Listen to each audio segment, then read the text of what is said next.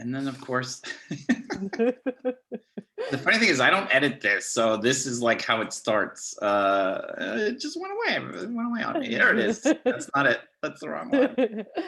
Hey, Oh my but Lord, this I might is actually have to edit this real. one. This is real. We're just being real, man. Hello, everyone, and welcome to Co-Creation Station. This is the podcast where we talk about spiritual magic, the law of attraction, the mind-body-spirit connection, and how to best enjoy this mystical, miraculous, mysterious, crazy, sometimes confounding, but always incredible journey we call life. My name is Collin. I'm a life coach, tarot, oracle card reader, and medium. My name is Stephanie, and I am a transformational life coach. Thank you so much for listening to our podcast. If you're listening to the audio version on Apple Podcasts, Spotify, or wherever you get your podcasts, and thank you so much if you are watching us on our YouTube channel. If you feel called to give us a review, like us, subscribe to us, please do so. We would be very grateful to you. It helps us a lot. Each week here on Co-Creation Station, we discuss, I feel like this part of the opening is not, we figured out it's not accurate. Okay. Because every week I say we discuss a different topic, and I think what we realized in our conversation pretty much yesterday, one topic. It's all the same topic. Just various ways of speaking about it. That's been a disingenuous statement for all 20. And that's okay. Hey, y'all, we are learning as we go. Oh, so I did want to tell people, I think this is episode 22 of season 1.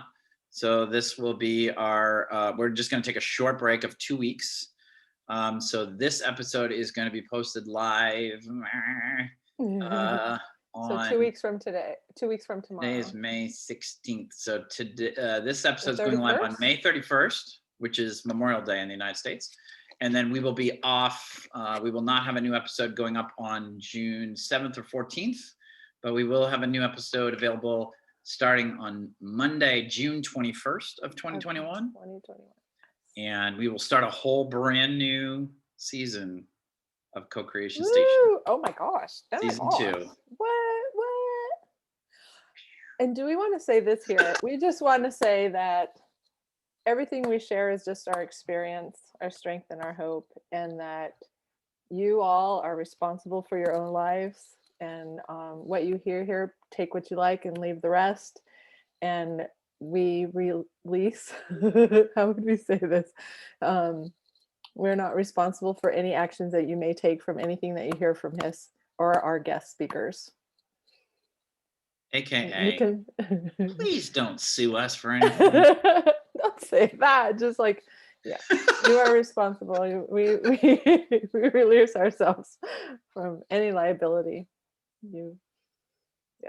We're not doctors. Yeah, we're not two regular folks. We're not trained therapists or psychiatrists or psychologists. Yeah.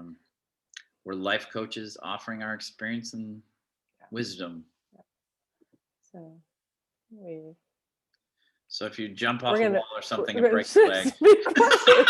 So we need to handle that a little differently, and we will, but I just need to throw that out there moving forward, and we'll figure that out and put it in there. Things to talk about prior to episode 1. Which we did have a little business Zoom conversation yesterday. And I saw it as a note. It's like a little sticky note afterwards. Yeah. So anyways, okay, let's move on. All right. So it's not necessarily that we talk about a completely different topic every week, but what we do is we sort of take a different approach or angle to our ongoing conversation about how do we best enjoy life on Earth in this human experience that we're all going through. And specifically, usually, how does the mind-body-spirit connection work with that? How does the law of attraction and the art of allowing fit into that? And so, Stephanie, today you wanted to start our conversation from a standpoint of, because you've been rereading The Game of Life and How to Play It by Florence Scovel Shinn. And I would love it if you would plug the other version there that you have. That I didn't know that existed. My awesome sister goddess, Sarah, and I have it. I love when someone gives me a book or I buy a book. I usually write in the front flap, given to me by Sister Goddess Sarah Granby, fall of 2011. So So The Game of Life and How to Play It by Florence Scovel Shinn was written, I think she was, from the 1930s. And so it's written in, the he form. And so several decades ago, I believe, they wrote one, The Game of Life for Women and How to Play It by Florence Scovel Shinn. They just rewrote it in the female she version, and it's awesome. Very awesome. Love it. If you do not know it, please check it out. I'm rereading it. I have a ton. I'm totally an underliner, asterisk gal, notes. And yeah, so we want to talk about that. Mostly, for the record, Florence Scovel Shinn was born in 1871. She passed on in 1940. And The Game of Life and How to Play It came out in 1925. So you're very close. Awesome. Thank you. And we're not really going to talk a lot about this today. However, what we were talking about in friend time was that about all the things that we want, whether they're people in our lives, experience, opportunities, moments, things, how sometimes they come about in ways we would never have expected. And we're just going to talk about that. And I really want to prompt people to kind of, because I believe all of us have multiple examples throughout our entire life of things like this. And yet we don't talk about it. We talk about the opposite, like what I don't have. Why isn't it here? Yeah, the passage. Why I can't have it. I know you said you were not going to talk about the book much, but can you read that passage? I guess we really are, huh? It's gonna be sprinkled. I would like to just reference the part that you referenced when we were in friend time. So I found this this past week in looking at her book and then going online, and this is a quote from her. "The trouble with most people is that they want to know the way and the channels beforehand. They want to tell Supreme Intelligence just how their prayers should be answered. They do not trust the wisdom and ingenuity of God." Florence Scovel Shinn. I'm going to repeat it. "The trouble with most people is that they want to know the way and the channels beforehand. They want to tell Supreme Intelligence just how their prayers should be answered. They do not trust the wisdom and ingenuity of God." Florence Scovel Shinn. Yeah, so the way I think about this, so awesome. And true. I can't relate.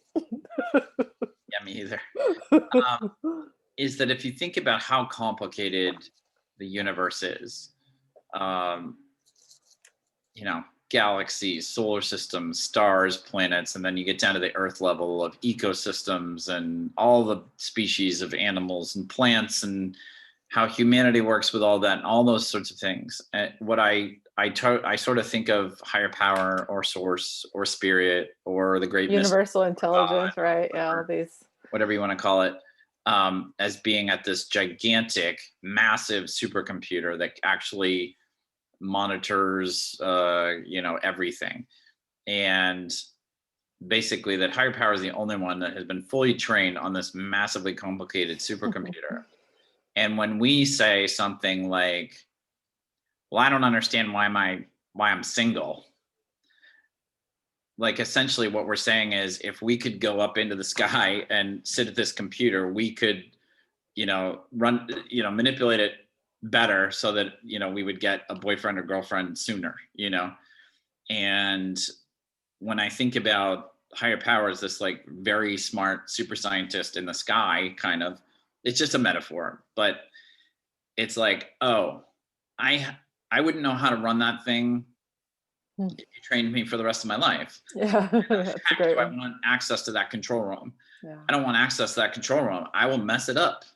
Like I will mess that up. It's like, think about it. If you've never been trained on how to fly an airplane and somebody goes, okay, now you have to fly an airplane. Like you don't even know where to start, and there's so many dials and so many levers and things, like, that there's the yoke and pull it. Like I know that you pull it forward. Yeah. But I mean, there's altimeters and all sorts of Yeah. things. You have to air pressure and the wing flaps and all Oh that. God, there's like I think the checklist is like 100 things long or Like even 150, yeah, like even if 200. It's like incredible been before a you even pilot, get into the plane.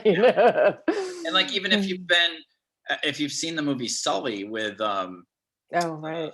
you know, because commercial airline pilots are trained on what to do when that what happened to that flight happens, but they still the training is pull out the book and read the book. And he has Aaron Eckhart's character like read the book, like read what they're supposed to be doing to make sure. Yeah, yeah, yeah.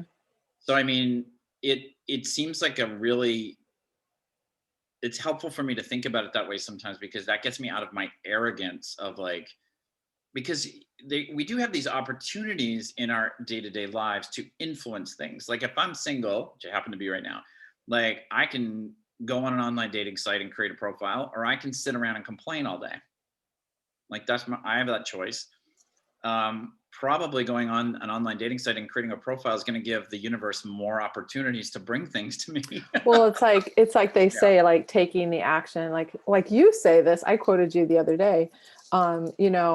I quoted you yesterday afternoon, to someone. It's like, oh, my friend says, Colin says, I'll do 1% and let God do Yeah. 99%. And I just love that because it's like taking that action, whatever it may be.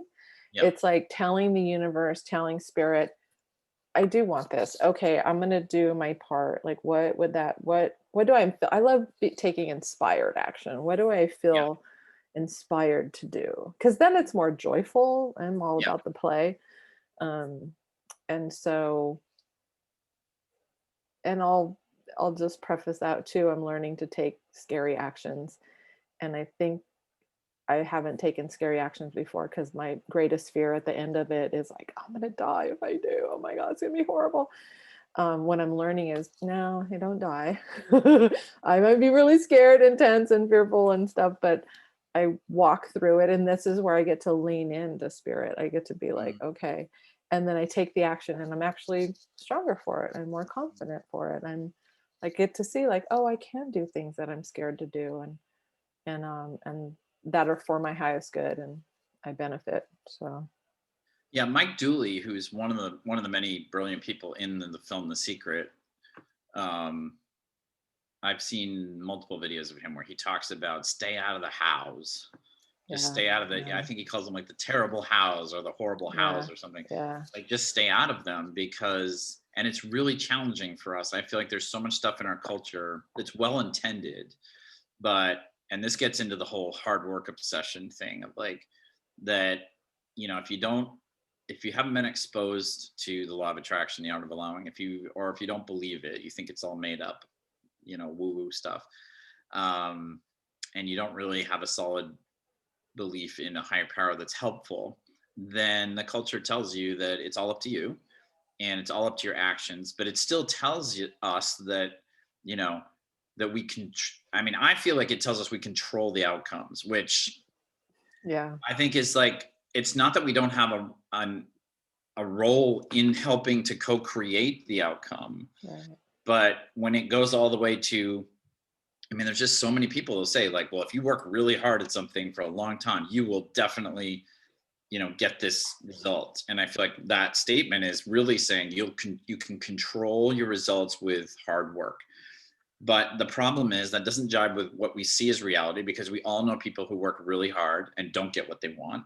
Right. We see people who work really hard and do get what they want, but then we also see people who don't work hard at all and get everything they want. Mhm. And then we see people who don't do anything at all and don't get anything they want. So that sort of math equation that gets force fed to us all the time. I can't tell you how many times I see it in the world, like reading the news or watching, the business channel or whatever. It's like this idea of like, well, if you just pick something and work really hard at it, you'll Yeah. definitely become successful.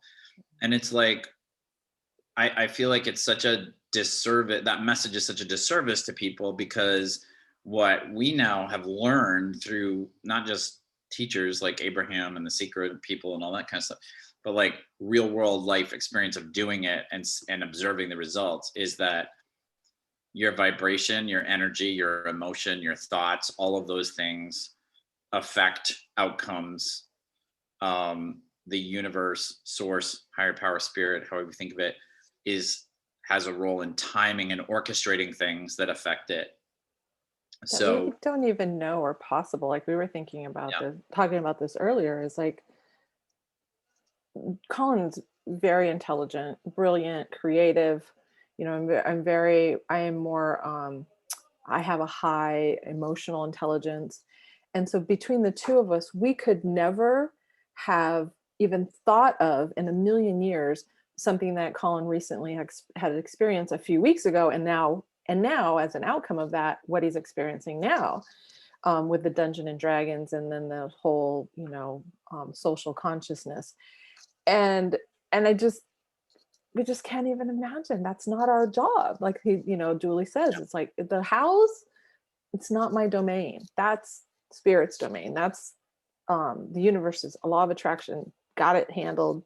Stay out of the house. The dreaded house. That's what I think he says. The dreaded house. yeah, that's sorry. Yeah. Apologies to Mike Dooley, the dreaded house. So now it feels like I want to explain what you just mentioned, because Yeah. And I want to say, like, I was just reminded in what you just said, is that is why we're here. That is why we created the podcast, is because the art of allowing and the law of attraction and all these ways of living that enhance the quality of our lives, how to play the game of life and win, is not taught in social media. It's not taught in media at all. It's not taught at school. We're not shown this unless you were born with family members who had learned this and then shared it with you. Most of us don't know this. That's how Collin and I learned about it, is just like we wanted something, we needed some. We're seekers, we're students and teachers. And so we just want to share with the masses what we have learned, what we continue to learn, what we've practiced, what we've seen has worked, so that more people are living a life that they really love, with quality and happiness and joy and health and well-being and whatever it is that you want. You don't have to work hard and struggle and sacrifice to get what you want. That's not how we play the game of life and win. Yeah, I feel like normally when this whole thing about hard work gets passed around, it's usually addressing the situation of like, it's like whoever's saying it, who's like, hard work is really the key to everything. Like that person is only looking at the effort of an individual person, and they're sort of like, it's almost like there's this assumption. Like if I'm giving a talk on how to be a successful real estate agent, and I'm going on and on about, well, you got to put in the work, and the real estate agents that work the hardest are going to be the most successful. I guess what that person is thinking and trying to like guard against is like laziness or lack of effort, or, like half-heartedness. And I think so it's not like it's all made up. Like if I want to be a real estate agent and I don't study for the real estate, licensing exam, then I probably will flunk that and I won't be able to work in real estate at all. If once I get my license, assuming I pass the test and get my license, I don't take certain actions on a regular basis to make sure I'm available for opportunities, that I'm, showing houses or whatever, then yeah, okay. But the funny thing is, I feel like that speech always gets delivered as if it's like this major revelation. Like it's like A, that the only problem is, well, most people are super lazy and don't do anything. And then B, I have this like super new information for you, that laziness doesn't really get you that much and working really does. And I'm always like, dude, that's like basic kindergarten stuff, as one of my friends used to say. Like, he didn't say stuff, but it's like, I don't see a lot of people in the world who are just like giving no effort. You know what I mean? Well, I think most people aren't lazy. Yeah. I don't think that is true at all. Yeah. I that's the weird thing, is like, so what it ends up doing is it ends up sort of, I feel like, convincing people that, oh, I'm doing all that I'm doing and it's not enough. Like I am lazy because I guess if I feel like I am working pretty hard, but I'm not successful, then I guess the only math in the equation is I just need to put in more effort, more hours at the office, more studying, more whatever. And what we know now from a health perspective, and wellness perspective is that people who overwork and work 60 hours a week and skip meals and, use whatever, no dose or whatever, something stronger to Yeah, like stay yeah, awake or whatever, that's detrimental to your health. yeah. In the short term, it may get you results. It almost always in the long term And makes that's you not less effective. success to me. I don't believe that's Right. success. And Yeah. yeah, exactly. And it has this kind of empty soul quality to it. So Well, and it goes back to, what you were saying about, you can work hard, yeah, but then if I have a belief that I can't yeah, be such and such, but I'm putting in all the effort, it's like these two trains are, one's going this way and the other one's going this way. And I just stop it. I stay stuck in the same. Do I need to get a train? I think so. Whatever. Enjoy trains. So our beliefs, right? Our beliefs have more power, our thoughts. So I love that Abraham said, a thought is just a belief you've thought for a really long time. So we can change our beliefs. Well, I think I agree with that statement, but it's also for a lot of us, it can also just be a thought that you heard a lot And it's repeated. and is repeated. Yeah. And then it becomes a belief. Yeah. But I think there are several beliefs I came out of my childhood with that I wasn't saying myself at first. Right. No, of There course. were Yeah. people They're usually around passed me down. Yeah. or people in the Yeah. media or in the culture, whatever, saying it. So yeah. And a lot of times we just take it as truth and we don't even examine Right. what we're saying.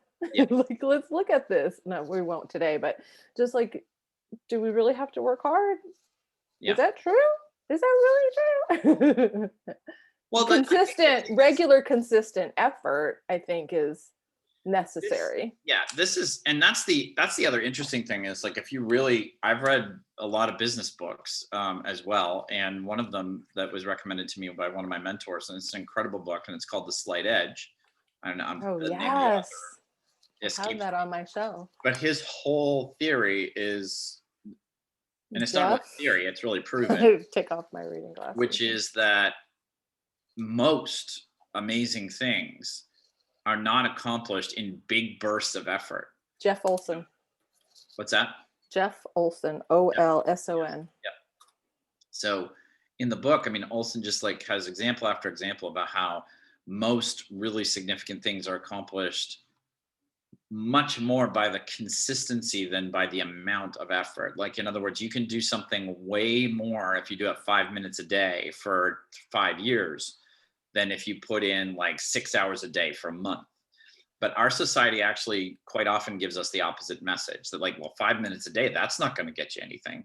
Like, you need to work hard. So hard work, well, that's 6 hours a day or 10 hours a day or 12 hours a day. Yeah. And like, there's this impatience with it of like, yeah, so let's do that for like a month and like get it done. Like, almost every diet that gets marketed has some sort of deadline with it. It's like, whenever I see an infomercial or an ad for a diet, it's like, do you want to be healthier and fit and leaner in 90 days? Like, what if I could tell you I'd turn your life around 120 days? It's like, there's this deadline on it.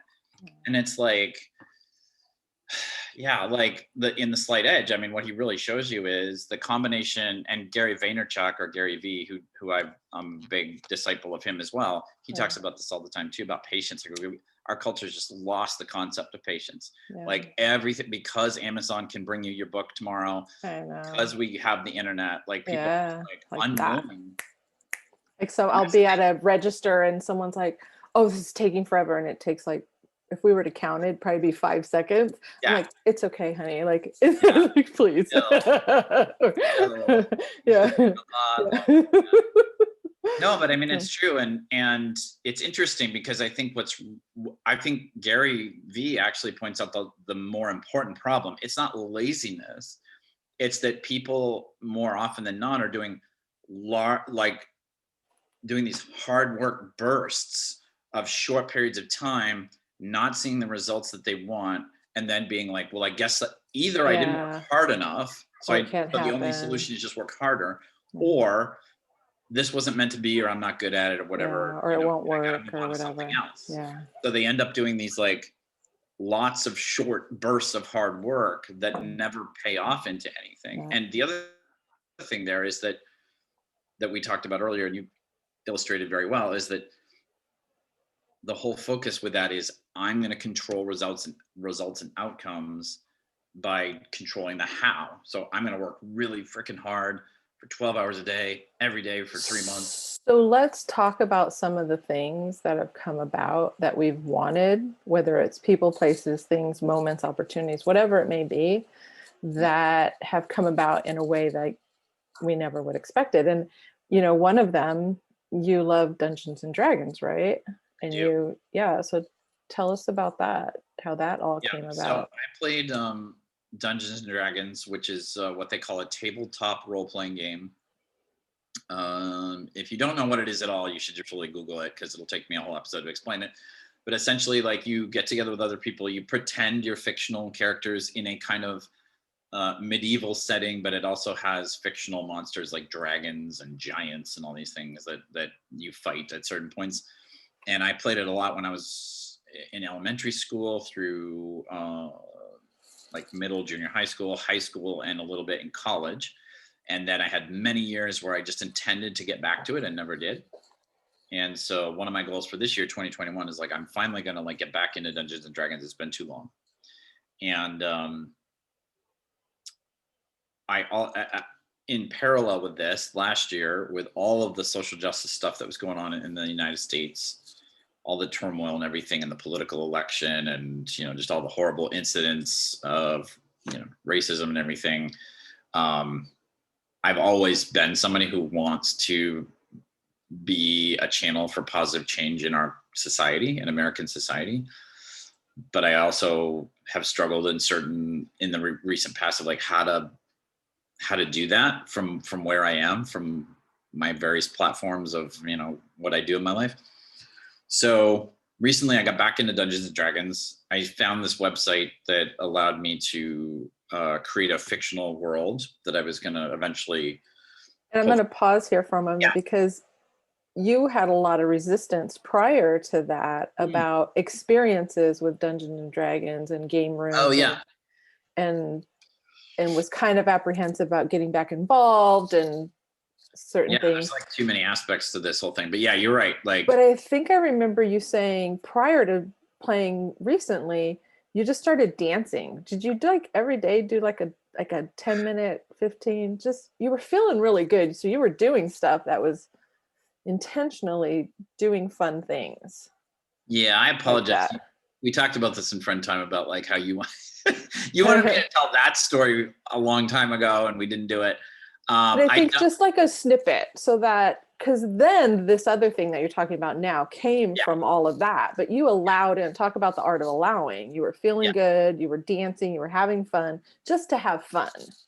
Yeah, I mean, I think it's important to say that I kept all my books and Dungeons and Dragons has a lot of books and manuals and stuff like that, and I've been carrying those around with me since college, intending to get back into it for a year. I mean, literally years and years and years and years, having it on my various to-do lists, annual goals, etc.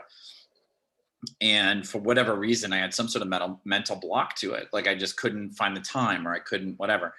And you're absolutely right. Like, I don't remember exactly what I did, but I know that I was doing some sort of daily practice. I wish I could remember it, of just being happy. And I was not, I think how this relates to what we're talking about is I was not doing the dancing or whatever it was so that I could play Dungeons and Dragons.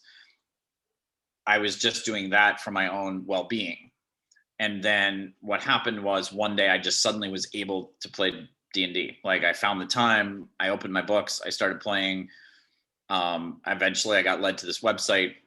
So you're probably inspired then, right? We were talking about inspiration. You were inspired to take this action. Yeah, except I would definitely classify it as what we understand to be inspired action. But even that word kind of makes it sound like there was more intent. No, it never is. It can be something as simple as, I feel like doing this right now. That's inspiration. Yeah, I mean, I think probably what happened from an art of allowing vibrational standpoint is that years and years of wanting to play and not being able to was adding resistance over time, because it was Right. like it was something that I would think of, even though I had fondness for it, it was something I wanted to do, something in my heart that I felt like was a natural desire. Now I have this chain of mental thoughts, Right. All this negative probably emotion, became a belief. experiences. Yeah. Yeah, Yeah. I'll never get to play because I never have time, or I'm too busy, or whatever. I don't have people to So play with, la la la. yeah, Yeah. so definitely, like when I suddenly recently was able to play, and I found the website where other people, you can just play with strangers, like almost, a day ahead of time, just schedule something and you can play with people all over the world. Um, that definitely, like, there was definitely a shift in me where I wasn't doing that negative thing anymore about it. Yeah. But it Yeah. wasn't because, again, it's not like I wrote out affirmations. Not at all. And I'm going that's to not what release I'm talking my about. No, I'm resistance talking about about art D&D. of allowing is what Yeah, you, from what I know of your experiences, that you were doing something completely had nothing to do with yeah, Dungeons and Dragons. It was just a desire you wanted, but yeah, you had so much resistance around it that nothing was happening with it. exactly. And then you were over here enjoying yourself. I think it was dancing. It could have been something else. Yeah, But what I know is I heard you saying, I'm having so much fun doing dot dot dot. yeah, And then one day you were inspired, you just had this thought or whatever to yeah, go online. And then you found this group of people who were really nice because that's what your energy was. You were feeling good, you were yeah, enjoying yourself. And then you allowed in this experience. yeah. That's how it happens. That's not Yeah, hard and I think work. That's I not think that I hard think the work. head fake there is just that I would like people to know is just like that's but also like I need to practice.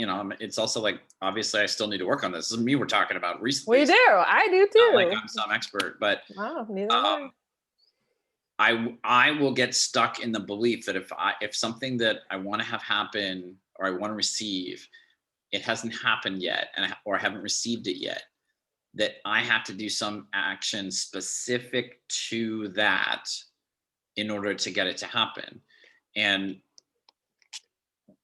I think what this example shows, both in that part of the story that I've already told and the next part, is that it was actually doing something else entirely regarding other things entirely that allowed that to come in, you Just know, through the crack of least resistance, as Abraham loves to say, it just just by being flowed in. It happier, was easier. always there. It was just waiting for you to just Yep. allow it in. And I think that's the thing about the art of allowing, which That's so awesome. I love it. the film The Secret passed around the idea of the law of attraction, I think, enough so that, most people in my world, daily life or whatever, if I mention it, they know what I'm talking about. They may have different levels of experience or understanding of it, but they know what I'm talking about. But I think what the one thing you've really helped me understand during this podcast early on in our first few episodes is that the law of attraction is like a law of gravity. It's something that just is how things work. You can't do the law of attraction. You can't like get better at the law of attraction. It's like I'm gonna get better at like, Gravity. gravity. Like I'm gonna really stick to the earth today. Really stick it. Like that's sort of ludicrous, but I think that's how people like I Yeah, hear a they lot do. casual conversation, or sometimes I'll bring it up if I know somebody's open to it, or I think somebody might be open to it. I was like, well, that might be the law of attraction at work. And a lot of times people say things like, yeah, I guess I just don't understand that stuff, or yeah, I guess that just doesn't work for me, or Yeah. whatever. And it's sort of like you say, and Abraham says as well. It's like, well, if we replace that with gravity, that would be absurd. Also, like, yeah, I don't know, just gravity. I just don't really get it. I'm not sure how to work And with oh my God, and this goes around to what we were talking about earlier about I have to work really hard to it. make Yeah, some that's a belief. So here yeah, is a belief now that a lot of people have taken, a thought that's become a belief that I don't know how to do law of attraction or law of attraction doesn't work or whatever. yeah, It's been misrepresented, yeah, shown to people, and so people have a skewed idea of what it really is. yeah, And so therefore, and that is another reason why Collin and I are here, you and I are here, is to reinform people, give examples, um, because it's how life is. Like I want the easier, softer way. I know I Yeah. can't in everything, but I definitely want to work in cooperation with spirit and the universe and feel But better. that's And where the art of allowing comes in, it which is the art is of that allowing is something you can do. Like we exactly. do And the art of that allowing, is like what we do. practice it. That Yeah. is what we want. That's what I want to do on a daily basis, moment by moment, perfectly imperfect. But to Mhm. remember, get out of, as Julie says, the dreaded hows. It's Yeah. none of my business how, when, who, where, what, or what. Yes. Just like, and sometimes I can't even with certain things, like with the tickets, I can do mostly with other things. Um, but with certain things, my beliefs and thoughts are so in deprivation. How is it going to happen? I don't believe it'll happen, or I don't feel worthy, whatever. And that just slows it down, just slows it Yeah. down. Or when I can One just of my soften it. one of my favorite stories about that, because being a musician, there's a story of Sammy Davis Jr. is a very famous singer and actor and entertainer for many years, and I saw an interview with him some point much late, very late in his life when he was doing the interview, and he said that when he was a little kid, now because there's and the backdrop to this is like there's so many people in America, and there were at his time and years after that, in my time now, all who want to be in the music business, want to be in the music industry, want to be singers or in a band or something, and feel like it's this impossible journey, like it's a one in a million. I hear people say it all the time, like, oh, isn't that like a really like hard business to get into or all. Yeah, yeah. The thing about Sammy Davis Jr. is he said he was really distraught as a child because people told him that the only way he was ever going to make money was as a singer, and he heard that as a negative thing and recorded it as a negative belief.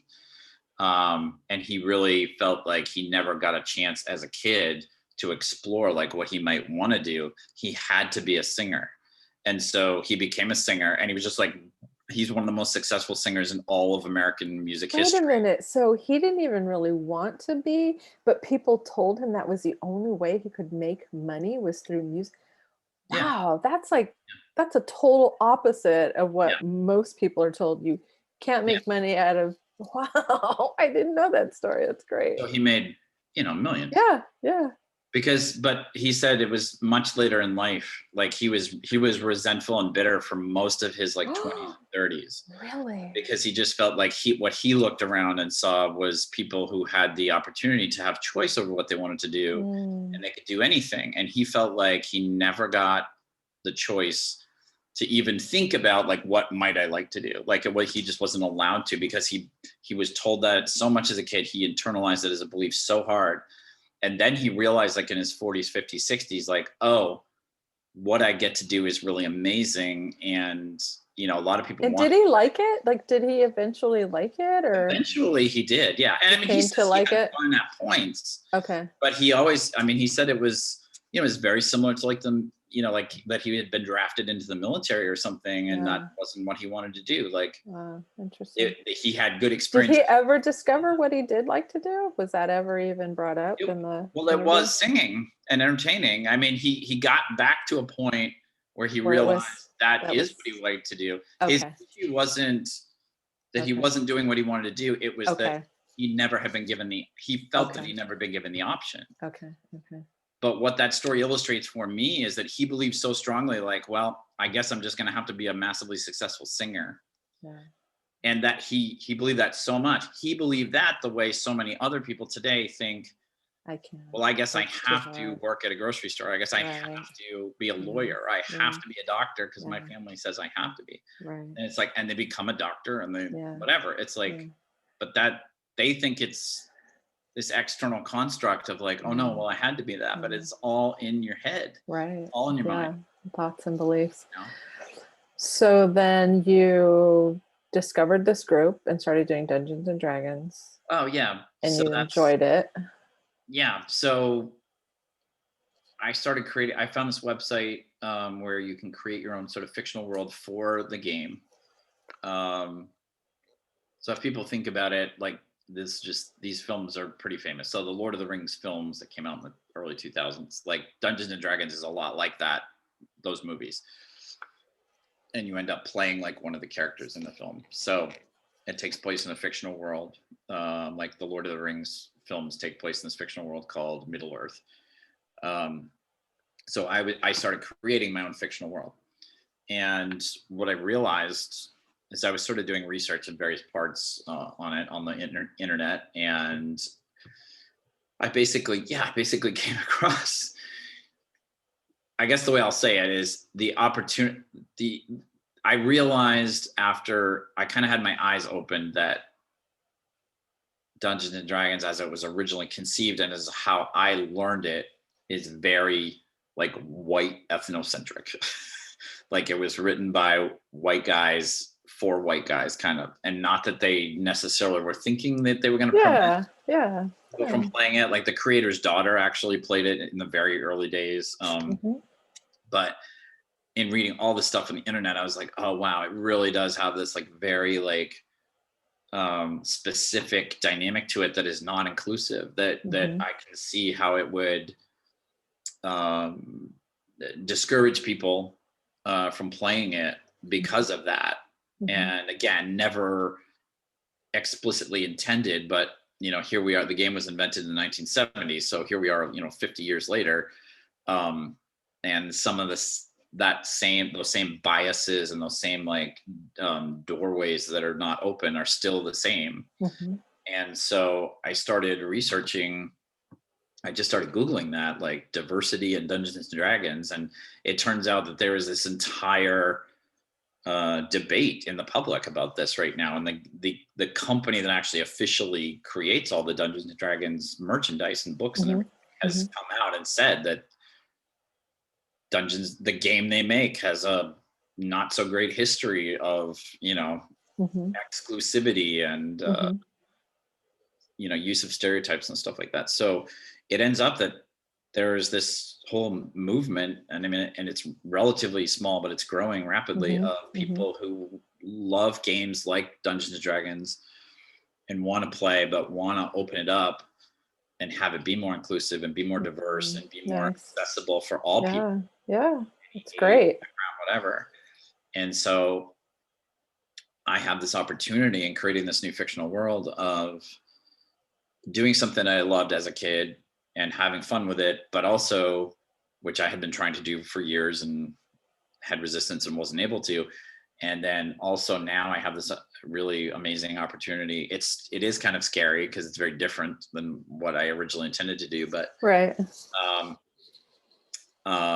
but it's an opportunity to create like a world, a fictional world that's more diverse and inclusive, and be a part of this new movement that I didn't even know, you know, like literally a week ago, I didn't even know that there was like this tremendous need for this movement, that it existed, that there were lectures and articles and papers written about it and all this sort of stuff, seminars held on it and things like that.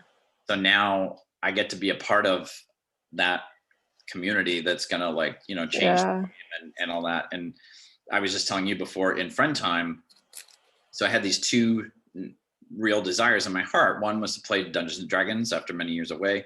The other was to do something to help change the world for the better, make it more inclusive, you know, make just help, I don't know, help humans love each other more. Better term. And there is no way on earth, how we talk about, you know, how Source or higher power has this supercomputer and it knows how to use it. There's no way I could have gone up to that computer and been like, okay, I would like to do something for social justice, and I would also like to play Dungeons and Dragons, and I'm going to figure out how to do that on this machine and control myself. Like I never would have seen those two things going together. I never would have seen the opportunity. Like literally 2 months ago, I didn't know any of what I just described, you know, like, so it's really gets into what we talked about like, it's miraculous. Letting go of the how. It's miraculous. I got two great things that I wanted to do together. So you use the art of allowing. Correct. Yes. Yeah. Awesome. I love it. Yep. Yeah, it's pretty bitchin'. I love it. Yeah, and I remember as a child, as a young girl, saying, because my grandmother meant so much to me. Like she was definitely a mother figure in my life, which I really needed. And I always remember telling people, I really want my grandmother to know my child. Mm. And I said this for a long time. I don't recommend this. However, spirit chooses. But I ended up getting pregnant when I was 14, and I had my daughter when I was 15. I actually have a photo of my grandmother holding Angel. I think she was about 2, maybe. And I'm gonna cry. My grandmother passed away when Angel was 3. And so, what I really wanted, I didn't intend to get pregnant at that young age. I don't recommend it by any means. But something that I really wanted always was for my grandmother to know my daughter, my child, Mm. and she got to. So um, things can come about in ways. I remember as a young woman wanting a job and with benefits and good pay, and I ended up wanted it so bad, and I ended up getting the job with the post office. And then for years I didn't want it, and I ended up leaving. And I what I can see in my life when I look back on it, I almost always get what I want. Mm. I remember, I wanted the job with the post office, it had benefits, it was a good paying job, but it wasn't what I loved. There were aspects of it that I really loved. And I remember asking people, because I interacted with a lot of customers and just different people, doing this job. And I would always ask people, what do you do for a living? And they would tell me. And my second question is, do you like it? And most of the time people said no. Mm. But every once in a while, someone would say yes. And I would be like, ooh, it was like gold. It was like, oh, I just salivated over that. I was like, oh my God, they're so lucky. Because one, I didn't know what I liked to do at that point. Mm. And two, I wasn't doing it. So, and then fast forward years later, and I discovered coaching, and it was like, oh my God, this is my thing. I love personal growth and self-help, and I got involved in coaching, and it's been my jam ever since. And Mm. so, but I never, looking back in my early and mid 20s, um, I had no idea what I loved to do. Mm. And I had no idea at that point if I would ever even know. And for a very long time now, I've known what I like to do, and I've been doing it. So we just never know. Never, ever, ever, ever in my wildest dreams would I have ever thought that any of that would have happened. And yet it eventually comes about, right? Yeah, if we don't resist it. Yeah, I mean, I think that's the thing. It's like understanding, because it always sounds like such a bold statement to me, which Abraham just says it like 1,000 times a workshop and doesn't even sweat it. But like, you can be, do, or have anything you want. Yeah. Yeah. But the asterisk on that for me is, as long as you don't get in the way and block it from coming. Yeah, it's a good one. Yes. It would be much clearer if we all had shields, physical big metal shields, and we could see things coming that we wanted, and we were like, we see our arm, like knocking the things away with the shield. Like that's Yeah. like, oh, well, if I just drop the shield, all these things, but it's more complicated than that Yeah. in terms of how it actually works. But literally the action is the same. It's like, if you just let go and you practice the art of allowing by just being easy about things, feeling good as much as possible, Yeah. celebrating, gratitude and the joys of your life, whatever they are, however small, however infrequent, whatever, savoring the joys you have, that is you dropping the shield, and more of what you want really will come to you. And it's not logical, and it's not like I can't prove it scientifically, on the fly. But I know from my personal experience and all the stories that we've told, and stories that many, many other people have told, that it works. It really works. And if you don't, and I don't want to say like, oh, if you don't use the art of allowing, you're going to have a horrible life. Like, Not at all. it's one of those things, like, it's there for you to learn and practice if you want to. If not, And it's it's not for everyone. Yeah. Some people, the hard work and Yeah. whatever it may be, it works for them. That's awesome.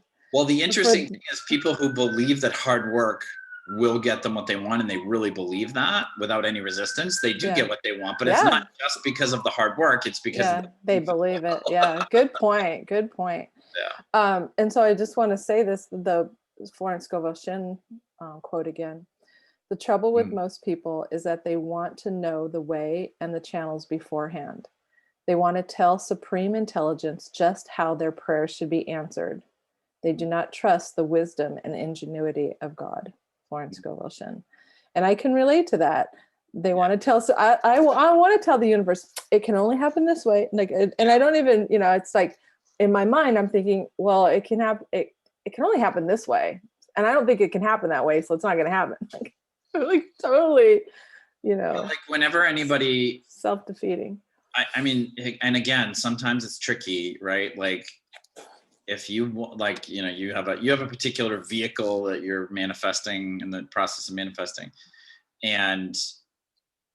But there are times where I hear people say, like somebody will have romantic feelings for somebody and they're like, who doesn't return them. They're like, well, it's got to be this guy or it's got to be this woman. Oh yeah, attachment. Yeah, that's another big one. I know it's going to be that. It's going to be them. I just know. And it has to be because we're just perfect for each other. Blah blah blah. Or like people also get this way about jobs. Like, no, I've got to work at Google.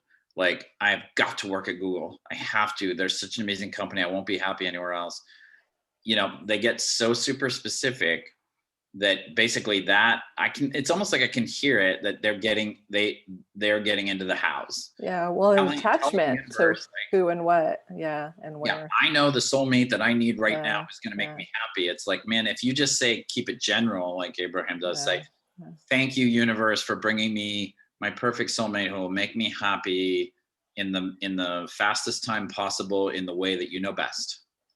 Like that will bring your significant other way faster than which, and same thing. Like if you just say, higher power, I want a job that is challenging for a tech company that, is growing and is moving forward and has exciting opportunities for me. You might get a job and it might be way better than one you would get at Google. And I'm not discouraging people from applying to Google, but it's just sort of like, it's just an example of hold it so tightly that you're like, it's got to be this. That ends up being negative, resistant energy, and it actually blocks it more than brings it. So. And Florence Scovel Shinn talks about that. She uses the word divine right, like the perfect for me, and leaving out the hows and the specifics. And I can't find exactly how she words it, but I love the way she does, she says that belong to me by divine right. And she uses some other terminology. Great book. Highly recommend. I'm going to keep reading. Yes. All right. Well, season 1 was a blast. I had so much fun every week. Oh my God. We did it. I never even thought of seasons. Like you brought that up a while. I'm like, oh, we're doing seasons? What? I got a weird thing with numbers. I can tell you that sometimes. I'm just rolling with it. Like, okay, we're going to meet every Sunday. Well, I did, it's funny because this is when I was, not when I was a musician, but when I was a solo musician before I had my band, I started a live streaming show once a week. And yes, I remember.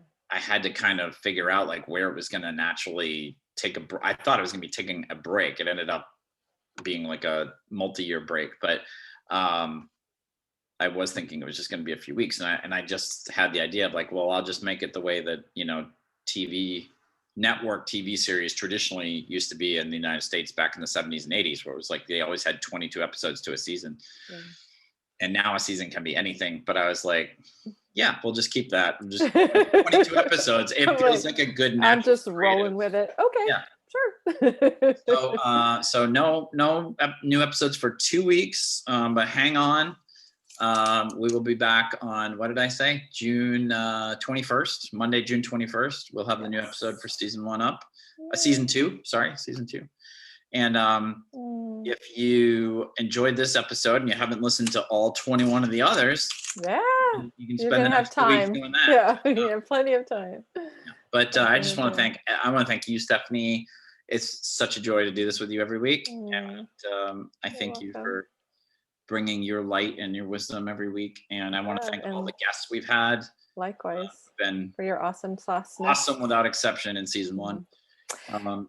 And thank Please all. share if you feel compelled to share with your family, friends, coworkers, Yeah, neighbors, whoever you'd like. Yeah, share what you like. We would appreciate that. yeah. So yeah. So thank you Congratulations! so much for listening, watching. Yeah, congrats. Congrats to you, the listener. I bet there's some Shake listeners. your hand. There's some listeners / viewers who may have watched all or listened to all 22 episodes. So congrats to you. Woo! Those of you that watched or listened to all of them, you made it to the end. Thank you. And we That's appreciate awesome. that. So yeah. Yeah, but congrats to us as well. I think Yeah. this is a really fun thing, and I'm glad we allowed ourselves to do it. Yeah, it's been cool. Yeah. All right. Well, that does it for this week. As I said, we'll take a couple weeks off and then we'll be back. Until then, we wish you abundance, prosperity, and happiness. Take care, everybody. Yay. Bye.